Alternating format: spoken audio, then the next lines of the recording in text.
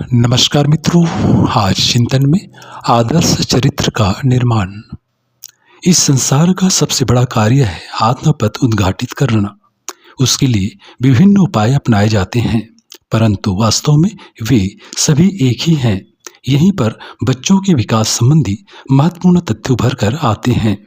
उनका मन सूक्ष्म होता है और कुछ भी ग्रहण करने के योग्य होता है। यदि उन्हें ज्ञान की उन्नत प्रणाली के दर्शन न कराए गए तो उनका भविष्य उज्जवल कैसे बनेगा। भीतर के तड़पन को समझाने वाला विज्ञान अपने आप में अनूठा है। उसका अवलंबन लेने पर महान कृपा प्राप्त होती है।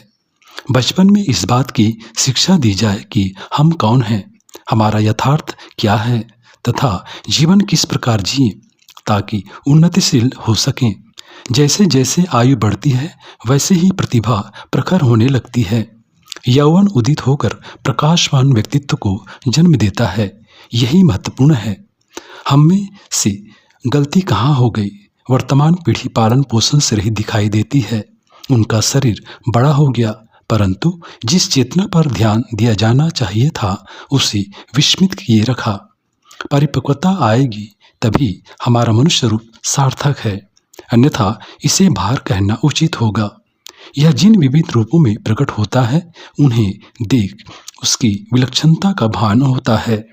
यदि पूर्णतः ईश्वर परायण बना जा सके तो एक अद्भुत सौभाग्य का उदय होगा। उसके लिए मन को प्रशिक्षित किया जाना है, जो कि बचपन से ही संभव है। बड़े होकर हम अधिक हठी और निष्ठुर हो जाते हैं और वह कोमलता नहीं रहती जिससे कि नए अनुभव को स्वीकारा जा सके। जिज्ञासा की तीव्र ललक भी इसी आयु की देन है। अतः समय रहते संस्कारों का बीजारोपण किया जाए। ऐसा करने पर मलिनता एवं कुप्रभाव टिकने न पाएंगे। एक आदर्श चरित्र के निर्माण हेतु यही कुंजी है। हमारी सभ्यता जी उठेगी यदि बच्चों को अंतरंग की विशेषता से परिचित कराया जाए। मन अनेकों गुणों से सुसज्जित हो सकता है तथा विकृति का जन्मदाता भी। उसे कैसे उपयोग में लाना है यही विद्या है। समस्त क्रियाकलापों को इसी केंद्र से संचालित करना अध्यात्म विज्ञान है। हमारी पाठ्य पुस्तकों में भीतर के अनुसंधान हेतु निर्देश हों। जानकारी सीमित होती है परंतु बोध क्षेत्र विशाल है। यदि विषय के साथ साथ अंतिम सत्य लेकर चलें तो पूरी व्यवस्था नवीनीकृत होगी। परिवार मान्यताओं एवं धारणाओं पर नहीं, उत्कर्ष एवं सहयोजन से प्रेरित हों। वे बच्चों को सही दिशा दिखाएं।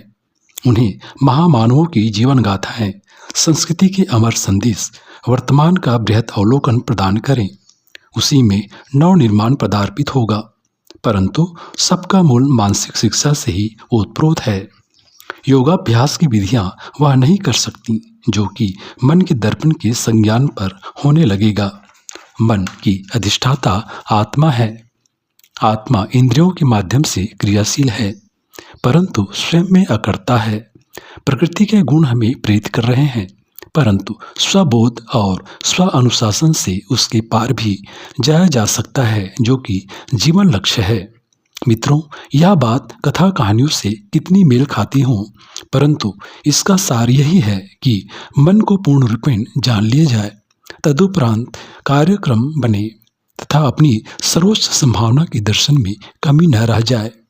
हमें अपने बच्चों को बचपन से ही उनके भीतर के ईश्वर की सुनना सिखाना चाहिए तथा इस प्रक्रिया में मन के स्वभाव से परिचित होना अत्यंत आवश्यक है।